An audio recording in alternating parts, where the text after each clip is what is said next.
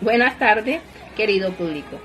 En esta tarde, desde la Corporación Universitaria Latinoamericana, vamos a hacer unas intervenciones sobre los trastornos de espectro autista, donde van a intervenir las licenciadas Lucía Ariza, Patricia Palmieri, Janet Pacheco, Juliana Jiménez y mi persona Inés Carpio. Vamos a hablarle sobre la definición del autismo. El autismo se agrupa en torno a los denominados trastornos generalizados del desarrollo, que a su vez están incluidos dentro de los trastornos de inicio, en la infancia, la niñez o la adolescencia. Estos trastornos, como su nombre lo indica, se caracterizan por una perturbación grave y generaliza de varias áreas del desarrollo: habilidad para la interacción social, habilidad para la comunicación o la presencia de los comportamientos e intereses o actividades estereotipados. Los estudios sobre el autismo iniciaron en los años 40 por el psiquiatra Leo Kanner en Estados Unidos. Él atribuía las causas del autismo a la falta de una figura materna y paterna en el niño. Kanner, en la década del 60, el psiquiatra psicoanalista Bruno Belkin utilizó sus estudios de observaciones sobre el terror vivido en los campos de concentración, llegando a la conclusión que la persona autista se encuentra atrapada en un campo de concentración propio y único. En la actualidad, el autismo se describe como un síndrome complejo con múltiples causas y manifestaciones que agrupan una amplia colección de síntomas raros de observar. Por ello, su definición debe hacer frente de manera específica al estudio de su sintomatología para poder recoger toda su variabilidad. Vamos a hablar sobre su clasificación. Los trastornos de espectro autista representan 3 de los trastornos generalizados del desarrollo, entre los que se encuentra el trastorno autista, el síndrome de Asperger y el trastorno generalizado del desarrollo no especificado. Sin embargo, el síndrome de Rett y el trastorno desintegrativo de la infancia, aunque se encuentran dentro de los trastornos generalizados del desarrollo y deben tenerse en cuenta para la realización del diagnóstico, no se consideran como el TEA. Ahora le voy a dar el paso a mi compañera licenciada Patricia Palmieri. Seguimos con las características, digamos que son prototipos para este tipo de trastornos. En estos niños generalmente se presentan entre los 18 y 24 meses de edad. Aunque las personas pueden experimentar avances en el TEA, esto se mantiene a lo largo de la vida. Podemos separar los síntomas que suelen presentarse entre estas dos personas en dos grandes grupos, que son los síntomas primarios y los secundarios. Dentro de los síntomas primarios nos encontramos con los conocidos como la tríada de Wien, que son la interacción social, la comunicación verbal y no verbal y la flexibilidad de intereses y de conducta, que son los más significativos. O sea, estos son los que digamos que son los que llegan a dar el punto para una pronta identificación de este trastorno, y los que en mayor o en menor medida se les dan a los niños con autismo. Los síntomas secundarios son aquellas alteraciones que se pueden dar o no en mayor o en menor medida en estos niños, es decir, se refieren a problemas asociados al trastorno del espectro autista Según el Instituto Colombiano de Bienestar Familiar, que es uno de los principales investigadores, o el aporte que ha hecho, y la Secretaría de Integración Social. Estos son muchos de los síntomas que se han llevado según estas investigaciones. Entre los primarios tenemos la integración social, que es cuando el niño tiene poca relación con sus pares, con el entorno que les rodea, se les dificulta mantienen un orden muy, digamos, muy tradicional. Ellos son pocos de cambios, para ellos no existe, digamos que tienen como un pequeño mundo. De hecho, este trastorno, digamos que son muy metódicos, para ellos no hay cambio, siempre es lo mismo. Se les dificulta las experiencias, lógicamente como no tienen una relación muy buena con sus pares, entonces se les dificulta, o digamos que no es que tanto se les dificulta, sino que es un prototipo de característica que los identifica a ellos como tal. La comunicación verbal, lógicamente que como no se integran, muy poco hablan o interactúan con las personas que están a su alrededor, aun siendo los niños de su misma edad. Es una característica que nosotros como docentes podemos llegar a identificar para ayudarle en el proceso que pueden llevar estos niños y así llevar su respectivo seguimiento. La flexibilidad de intereses y de conducta. Vemos que esta clase también de niños, por así decirlo, manejan una estereotipia, manejando o tomando el conocimiento y de que la estereotipia son aquellas alteraciones de movimientos que los niños pueden tener, por ejemplo, el de las manos, de pronto de saltos, gestos. Ese es un prototipo también de los niños con este trastorno de espectro autismo. La insistencia en mantener el ambiente sin cambios. Para ellos, como habíamos dicho anteriormente, para ellos no existe eso. O sea, ellos mantienen siempre es lo mismo. Si van a ordenar unos cubos, siempre son los mismos colores, siempre son los mismos si es por tamaño, los mismos tamaños. Para ellos todo es igual. Tienen su mundo. Según a muchos pensadores o investigadores, más bien, el 10% de los autistas tienen talentos extraordinarios. De ahí que podemos observar grandes artistas de hoy en día, donde de pronto nos podemos sorprender porque manejan ese conocimiento, ese talento, lo explotan de tal forma que tenemos el caso de, por ejemplo, de Albert Einstein, que estábamos leyendo y dice que él era autista. Entonces desarrollan esa capacidad de una manera impresionante. De hecho, se le llama el niño que esconde conocimientos. En su pequeño mundo, como se podría decir, ellos tienen un conocimiento impresionante y han demostrado por medio de cambios en las pruebas de inteligencia que los niños autistas tienen un potencial que se esconde detrás de su comportamiento. Independientemente de su comportamiento, de sus estereotipias, ellos pueden ser capaces de pronto creer nosotros que no nos están prestando atención, pero sí pueden llegar a desarrollar esa parte de la desarrollo del cerebro y demostrar su talento de una u otra forma.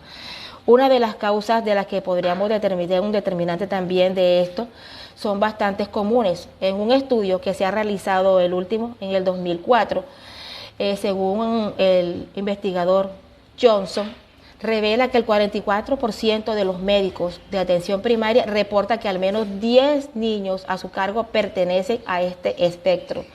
Por eso es muy importante que los médicos de atención primaria reconozcan los signos tempranos del autismo. Aquí estamos hablando de que en cuanto a los médicos, pero quien tiene un contacto primero con los niños somos nosotros los docentes, somos nosotros los que de pronto podemos llevar, hacer ese conducto regular para después, sabemos que no estamos,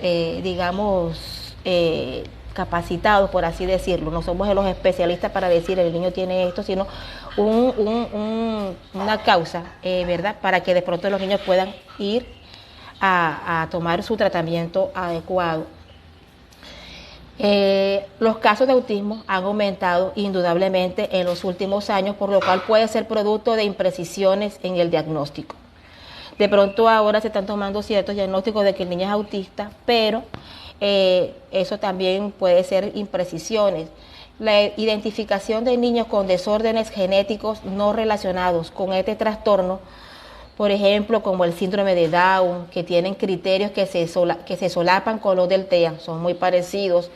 Y por último, el diagnóstico de un miembro de la familia que orienta a que el hermano mayor también tiene este problema. O sea, son muchas las teorías, por así decirlo, por el cual eso todavía está en estudio, no se sabe en sí qué es lo que está ocasionando este trastorno.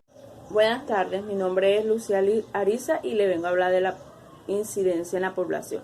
Según la definición de la Asociación Internacional del Autismo, en el mundo 5 de cada 10.000 personas presentan un cuadro de autismo clásico y las cifras suben de 700 a 1.000 personas. Si se tiene en cuenta el aspecto autista, los estudios realizados no se encuentra clase social ni cultura. La mayor parte de los afectados en la población son la población masculina, ya como lo revelan los estudios. También les vengo a hablar de los métodos de diagnóstico. No existe ningún marcador biológico que nos permita detectar el autismo del trastorno. Sí se revelan diversas conductas específicas que se manifiestan durante los primeros años de vida del menor y que facilitan la detención a temprana edad.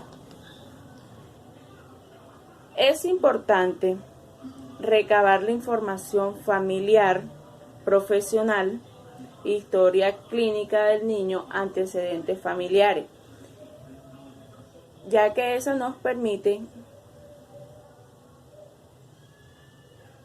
fijarse en las señales de alerta del niño que facilitan la detención a temprana edad del autismo. Los síntomas suponen de un deterioro relevante en lo social, laboral o incluso en otras áreas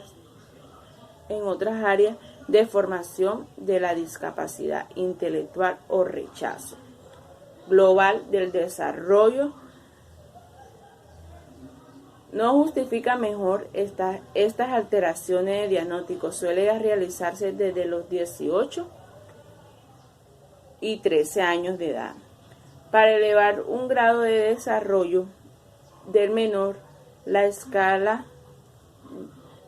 Wechsler para la evaluación de la inteligencia entre con los padres, para la evaluación unos problemas neurológicos e identificación del nivel social, examen, neuroimágenes y bacterias neuropsicológicas, indicando para la población infantil latinoamericana. Entre las edades 5 y 6 años. Esta batería intenta realizar una evaluación neuronegativa integral en la población infantil que nos permite valorar los dominios neuropsicológicos que incluyen examen psicológico y signos neurológicos blandos de fomento para la recopilación del desarrollo del aprendizaje. Gracias. El tratamiento pedagógico, según el Ministerio de Educación en el 2006, en cuanto al curricular, este debe ajustarse para atender a las características de los estudiantes que presentan autismo. Las adaptaciones curriculares se proponen necesariamente desde el currículo que se desarrolla en la institución y deben ofrecer una respuesta a la diversidad desde un escenario educativo único y para todos, que responda a las múltiples características de los estudiantes y enfatice en una educación sus áreas potenciales de desarrollo y necesidades, capacidades y talentos. El uso de materiales especiales que permiten el acceso a los contenidos comprende dos grandes categorías, que es material gráfico y texto. Dentro del material gráfico puede estar láminas, videos, modelos de trabajo terminados, dibujos, entre otros. En cuanto a las estrategias de evaluación, que cuándo y cómo evalúa visual, táctica, oral, práctica diaria y basada en las observaciones en lugar de examen. En cuanto a las estrategias de evaluación, que cuándo y cómo evaluar visual, táctica, oral, práctica y diaria y basada en las observaciones en un lugar de examen. Tipos de apoyos que demandan su proceso de inclusión social y educativa. El proceso de atención, comunicación e interacción social de este grupo poblacional representa un reto indescifrable tanto para los padres de los jóvenes como para sus cuidadores, quienes en un comienzo son un núcleo fundamental y primera sociedad en la que se desarrollan. Verdugo 2000. La interacción psicosocial educativa, los padres y cuidadores y familiares requieren recibir un proceso psicoeducacional.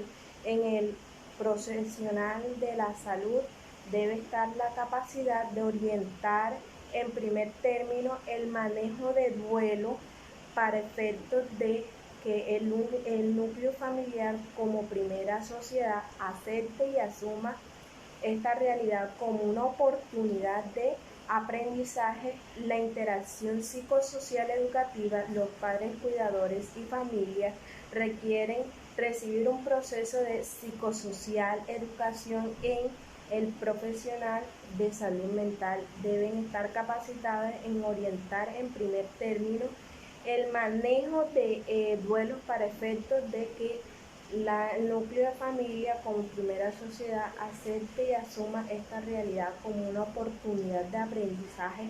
Otros tratamientos, incluyendo el farmacológico, si existiera. El abordaje del paciente autista es multimodal e incluye diversas modalidades y tratamientos. Tratamientos psicoeducativos, cognitivos y conductuales, aumentar la comunicación y demás.